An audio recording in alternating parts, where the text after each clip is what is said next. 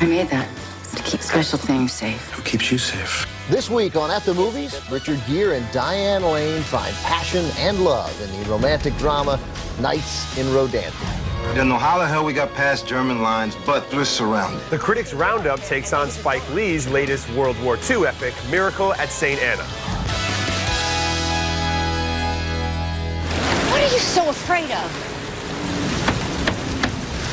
What are you so afraid of? How long have you been married? What does that have to do with anything? Can you even remember who you really are anymore? Richard Gere and Diane Lane share the screen again for the first time since Unfaithful. I'm Ben Lyons from E! Entertainment. And I'm Ben Mankiewicz from Turner Classic Movies. Diane Lane and Richard Gere team up in the questionably titled romantic drama Nights in Rodanthe, based on Nicholas Sparks' book of the same title. Where was I? She's a beautiful, lapsed artist, betrayed by her heel of a husband. He's a brilliant doctor, abandoned by his wife because ambition always came before family. They meet one weekend, the only tenants of a small hotel on a beach on the Outer Banks of North Carolina, and there's a hurricane coming. Think maybe there's a small chance they'll fall in love? He is great. I'm telling you. Do sparks fly between the two beautiful stars? Yes, but not as often as the cliches. And any man is a fool who doesn't know how incredibly lucky he is to have you. Richard Gere spends nearly the entire movie speaking in that same breathless whisper. Most of the movie was cloying, all of it was predictable. Everything that worked so well in The Notebook, another adaptation of the Sparks novel, was missing here. Did I cry? Of course. But I cry when Peter is sweet to Meg on Family Guy. From the direction to the music, the reason I cried is because this film is emotionally manipulative. It's not worth your time, Ben. Skip it. I did not cry, Ben, but I think I liked it a little bit more than you did. I'm gonna have to say Rent It. Don't tell my friends from high school. I'm a hopeless romantic. What can I say? Something about Diane Lane's performance, especially in that third act, really got me involved in the film emotionally. And I enjoy seeing two people find each other at a different stage in their life. And I think if you want to be a good boyfriend or husband, curl up on the couch with a bottle of wine and suck it up and take one for the team. First of all, I don't think your girlfriend or wife is going to appreciate that you curled up on the couch to watch this. She's not going to like it either. I give you Diane Lane. She was okay. I like Diane Lane as I also an actress. enjoyed James Franco in the mix, too. I know he didn't have many scenes in the film, but he did add something to the movie as well. Added nothing. An uninteresting storyline, a manipulative storyline. The music told you when you were supposed to feel something. I didn't feel anything authentically. I just want a good movie, a well-told story that causes some sort of emotional reaction. The Notebook was a wonderful movie on every level. Oh, absolutely. A completely different kind of movie, too. The big difference, The Notebook, well-made, Nights in Rodanthe, poorly made. All right, not often enough I find films to be both informative and engaging, and most importantly, entertaining and inspiring. Battle in Seattle marks the ambitious directorial debut of actor Stuart Townsend, who wrote this fictional account of the protests of the World Trade Organization in Seattle, Washington, back in the winter of 1999. What are you doing? This woman is pregnant! Oh, yeah? You're gonna have a kid? Yeah. But you want your kid to work to death in a sweatshop making baby clothes? Of course not. Then don't shop here! Shot on a limited budget, the film still manages to create an epic feeling of importance and magnitude. The main storyline centers on Martin Henderson, Andre Benjamin, and Michelle Rodriguez, who play the veteran activists planning peaceful protests of the WTO. I want to make sure that everything runs smoothly and nobody gets hurt. Of course we're gonna get hurt. What do you think this is? Pretty tough, aren't you? This movie is not impartial, and while I appreciated the no-holds-barred tactics of Townsend's filmmaking, others may find it jarring. It sheds much-needed light on a mostly forgotten event in our country's history. No doubt about it. I'm asking you to see it. Yeah, I agree with much of what you said, but ultimately the film is too disjointed to me. There are too many problems. That's why I'm ultimately going to say Rent It.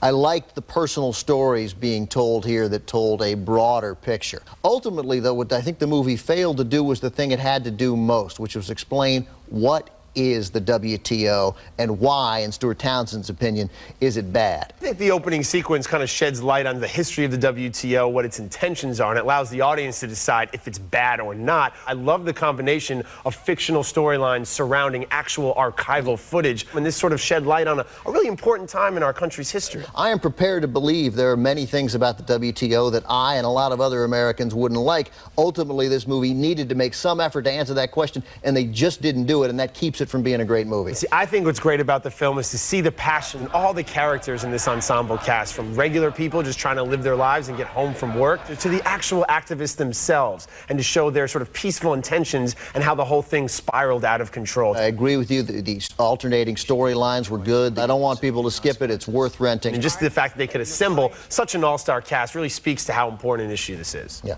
Coming up next, Big Brother's got his eye on Shia LaBeouf in Eagle Eye.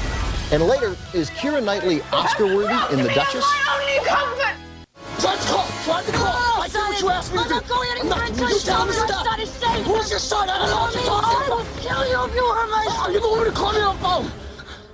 Did you call me on the phone? The woman. She called you too. Drive. That was a scene from the action thriller Eagle Eye, starring Shia LaBeouf and surely to be #1 at the box office this weekend.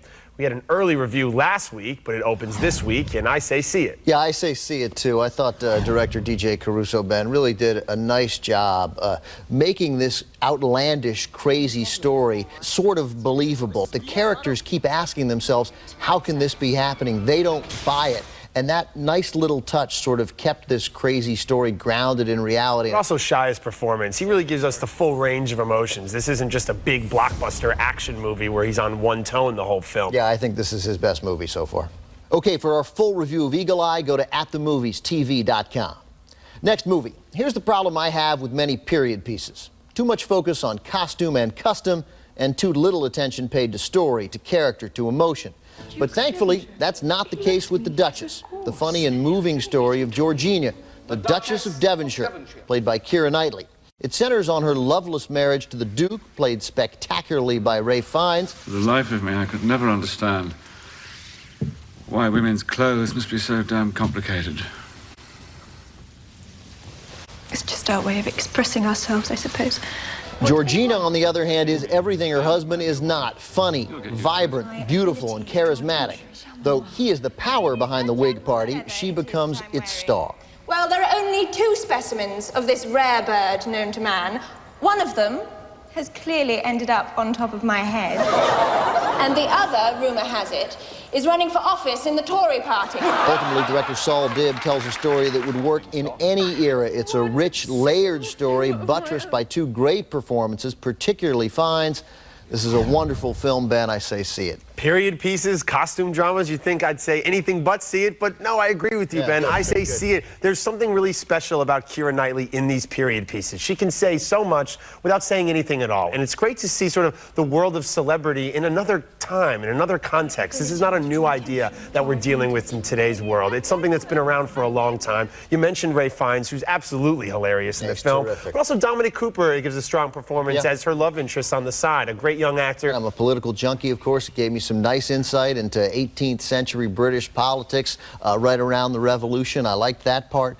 And this was also, I thought, really I don't want to say the first time, but among the times where I thought, you know what, Keira Knightley, this is a movie star. This is somebody who dominates the first time you're realizing that the Oscar nominee who's in her young 20s is a movie star? There's something about her that is of a huge star quality. You can relate to her. You can relate to what her character is going through in this movie. And I think that's what makes this period piece work for mass audiences, is that it is accessible. You don't feel left out because of the language or the diction or some of the costumes or customs, as you say. And though she was great, I mentioned it before, I think Ralph Fiennes owns this movie, steals this movie, and deserves an Oscar nomination. I do look for Ralph Fiennes to get an Oscar nomination. Our next movie came out of this year's Sundance Film Festival. Choke is the story of Victor Mancini, a self-proclaimed sex addict who seems to be doing more relapsing than recovering these days.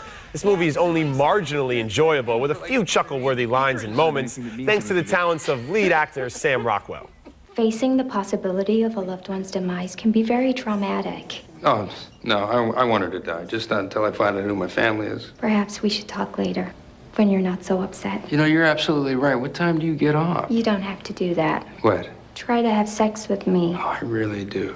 The film is adapted from a novel by Chuck Palahniuk, author of Fight Club, and while the intense character study may work on the page, it seems to fall flat on the screen. Since nobody really cares about Victor, including the audience, we in turn feel like we were involved in a really bad relationship and we just want it to be over. I say skip it.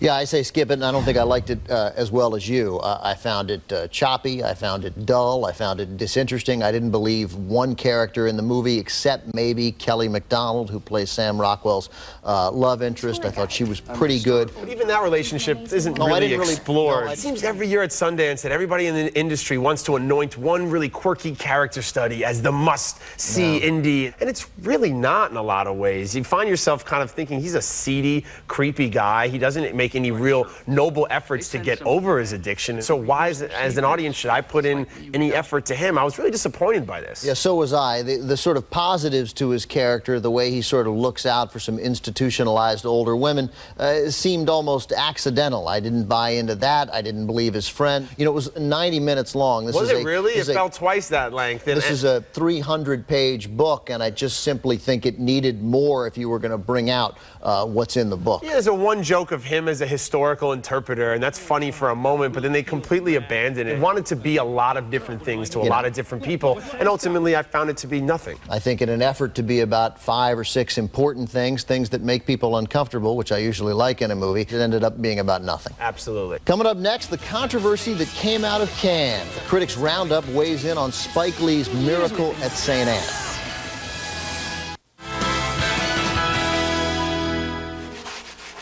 See this little thing here? It'll make you invisible. Give you the strength of 5 people. You ain't got to own nothing. You ain't got to be a big somebody. All you got to do is believe in it, boy. When watching the latest Spike Lee joint, the World War II epic Miracle at St. Anna, it's important not to be distracted by the controversies that have followed the director throughout his career. If you lose focus on what's simply on the screen, it's a disservice and injustice to the work of a daring filmmaker. Miracle at St. Anna centers around a murder in New York City that leads to the discovery of a valuable artifact in the home of the suspected killer, an elderly war veteran. In explaining the murder and his possession of the Italian statue, the suspect flashes back to World War II and the 92nd Infantry, the famed yet forgotten Buffalo Soldiers. Gather the rest of whoever will come and we'll take them down the mountain. We do not come with you. Why not? Nazis in all villages. Yeah. Boom, boom. You just sit tight and it'll be jingle bells real soon. The U.S. Army is sitting right here in front of you. Based on the novel of the same name written by James McBride, who also scribed the screenplay, we follow 4 soldiers heroically portrayed by young stars Derek Luke, Omar Benson Miller, Michael Ealy, and Laz Alonso. They are embedded in the Italian countryside after their brigade is ambushed in a brutal yet authentically filmed battle sequence. It's impressive that a filmmaker of Lee's distinction is willing to continue to push boundaries on screen and within himself. To see young men risk their lives to defend a country that doesn't even allow them to buy ice cream in a southern parlor has great impact, even if it seems familiar. But we haven't seen this type of film told through the passionate eyes and heart of Spike Lee. The film is one of the best of 2008, and I say see it. That's my take on the film, and now it's time for our new segment, the Critics Roundup. We've invited film experts from around the country to join in on the discussion. Joining us today, rocking the Spike Lee glasses himself from IFC, we've got Matt Singer. Christy Lemire, the film critic for the Associated Press, joins us. And from one of the best websites in the world, Matt Atchity, editor-in-chief of RottenTomatoes.com. Let's start with you, Matt Singer. See it, skip it, or rent it? I think there's enough things I liked about the movie to say see it, even though sort of the central idea of the movie, this racism that these soldiers faced, I think is actually one of the weaker parts of the film. All right, we'll get to that in a moment. Christy Lemire, your thoughts on the film? Okay, yes, there is some very striking imagery here, but it is overlong, self-indulgent, meandering, and that overbearing score. Skip it. Let's go to the editor-in-chief of Rotten Tomatoes, Matt Atchity. See it, skip it, or rent it? I really enjoyed this movie. I thought that it had some great elements, and in spite of the fact that it's a little long and it meanders a little bit, I say see it. Christy, let's start with you. I'm from New York City. One of the reasons why I fell in love with film was because of Spike Lee. So I know you agree with me that he is a talented filmmaker, and I know you probably agree with me that this was an important movie to make. So why are you trying to avoid it like the plague? It's an important story to tell, and I appreciate that he is very passionate about it. And I appreciate that he is leaping out of his comfort zone with this. It's not a character drama. It's not a documentary. It's not a comedy like She Hate Me, for example.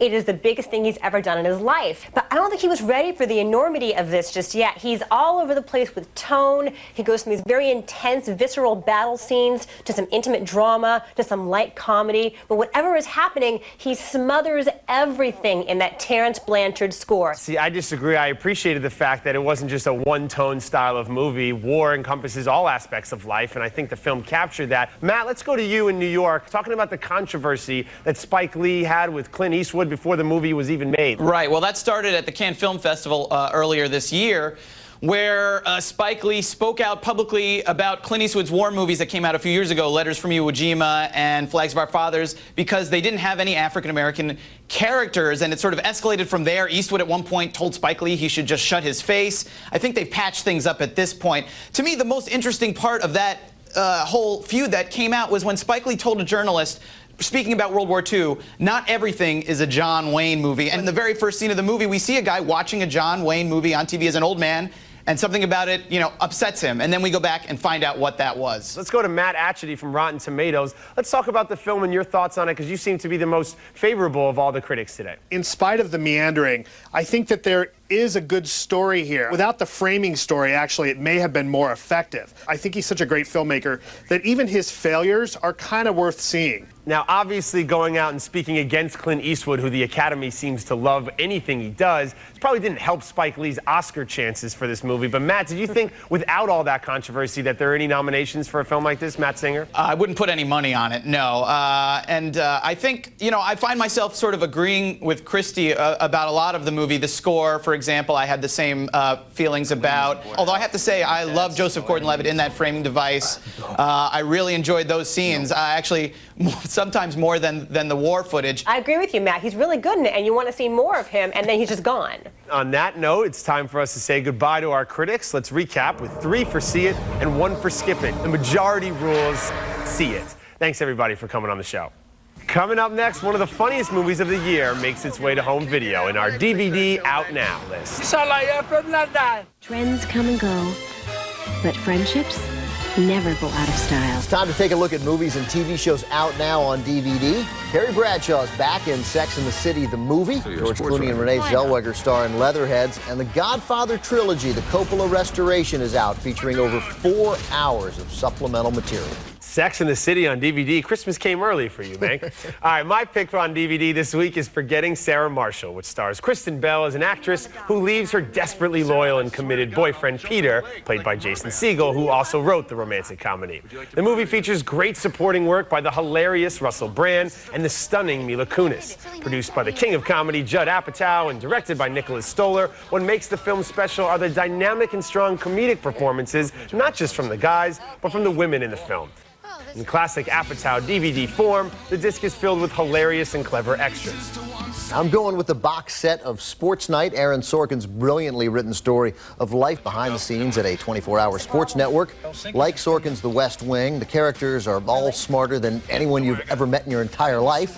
All the conversations are rapid-fire back-and-forth exchanges, reminiscent of William Powell and Myrna Loy in the Thin Man movies. And the cast, Felicity Huffman, Peter Krause, not to mention Robert Guillaume, Josh Charles. They couldn't afford those guys today. So, both Forgetting Sarah Marshall and Sports Night will be in stores on Tuesday on DVD. Want to know what you can't miss this weekend? Stay tuned for my 3 to 6. And you've heard our reviews. Now it's your turn. Tell us what you think on AtTheMoviesTV.com. Closed captioning for At the Movies is sponsored by...